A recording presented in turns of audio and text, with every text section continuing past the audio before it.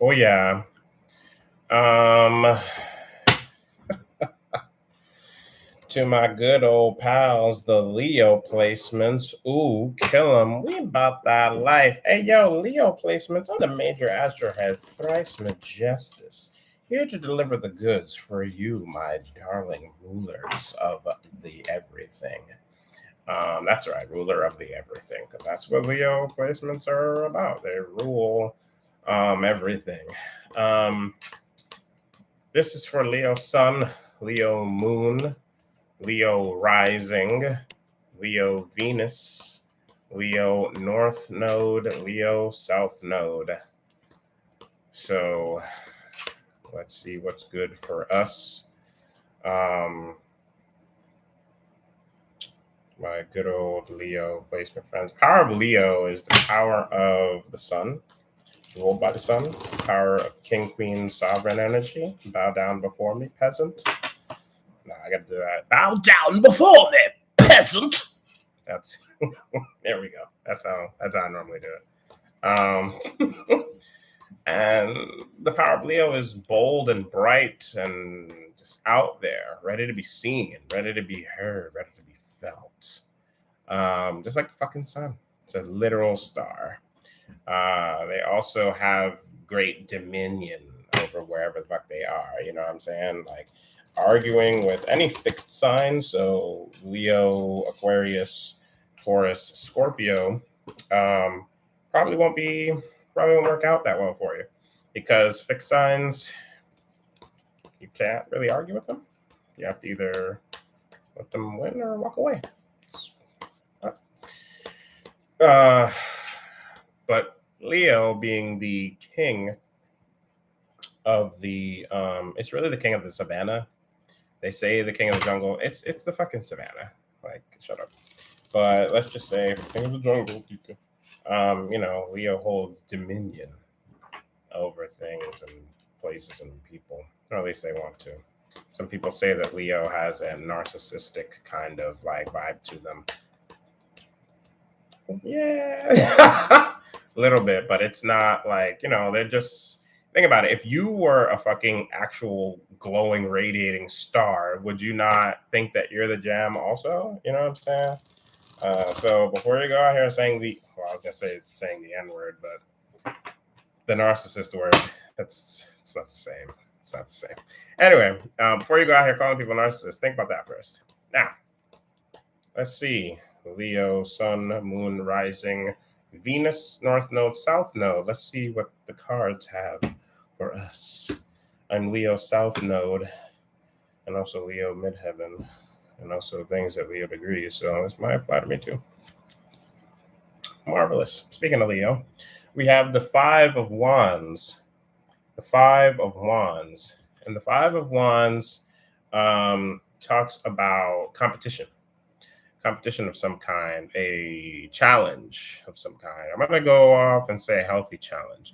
And one of the challenges especially for Leo, this is very appropriate.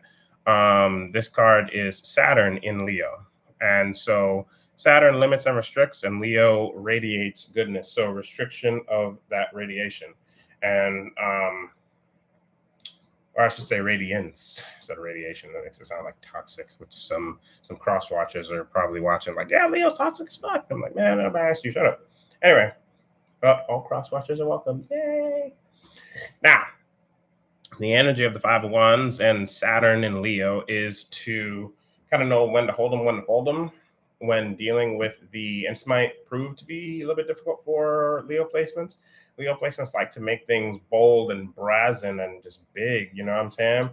The Five of Wands is kind of compressing that, kind of telling people with these placements to harness that kind of energy, focus it, concentrate it, as opposed to doing the regular schmegular thing where the sun just like, like it's like, ooh. Instead, that's the only time you see me do like interpretive dance on here. The Five of Wands speaks of overcoming these challenges by finding ways to work together as opposed to trying to I was gonna say overshadow, but over illuminate sounds more appropriate because Leo is the sun. Basically, less superstar action, more team leader action. That's kind of how it may not even be involving a team. But this is kind of energy of where you want to be a little bit, if you can, selfless in a way. Da-da. My favorite card in the whole deck is here. Another Saturn card. This is the Saturn card. This is Zawardo. Shout out to any JoJo fans. Zawardo is here. The world is, I want to say, a card of completion, a card of endings, but it really speaks, at least to me, it speaks to being a card of mastery. If you've been working your ass off to try and do something, or achieve something, this is it. It's here. That mastery has been achieved. The world doesn't show up unless somebody has achieved some kind of a modicum of mastery in something. And so, again, with it being Saturn, it's talking about limits and restrictions, but the limits and restrictions are for you to benefit in the long run. You don't become a master by just willy-nillying something. You got to work at it. You got to put in work over time. You know what I'm saying? So that may require you to limit doing certain things in favor of achieving this mastery.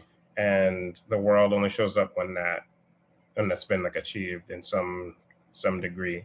So we got Saturn and Leo, and then we got Saturn this itself.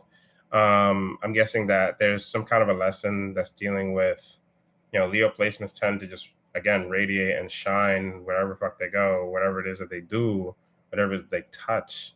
And so there might have been like a lesson on, I guess, holding back. Holding back. When I say holding back, I mean like not holding back your greatness, but more so using that greatness to allow others to shine, which ultimately is kind of the main energy for Leo anyway, is to achieve that status as a star and then shine and nourish all that the light touches. Everything that the light touches is my kingdom. You know what I'm saying? So it's kind of where we're heading. Let's see what the last card is. Mad appropriate, mad on point. You can't make this up. We have the King of Wands, who mainly is seen as Leo in some circles. The King of Wands. I even got the lion right there. Look at that. Yes, my man has you can't really see because of my camera is trash, but he's got the salamander on the shirt, and those are all like fiery symbols.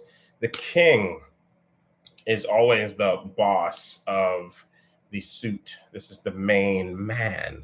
Man, woman, non-binary, gender is arbitrary. The King of Wands is here to demonstrate not just the mastery of the energy that's within, because again, wand energy deals with fire, passion, energy, creativity, sexual energy, which is also the same thing as creative energy.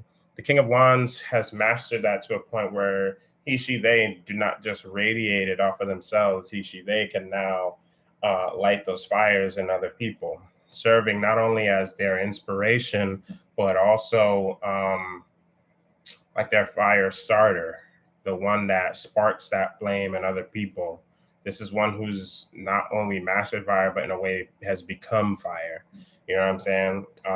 The kings are normally seen as the authority, so the fixed signs on whatever it is that we're touching. Fixed fire is Leo. So we have Saturn and Leo, we have Saturn, and we have pretty much Leo.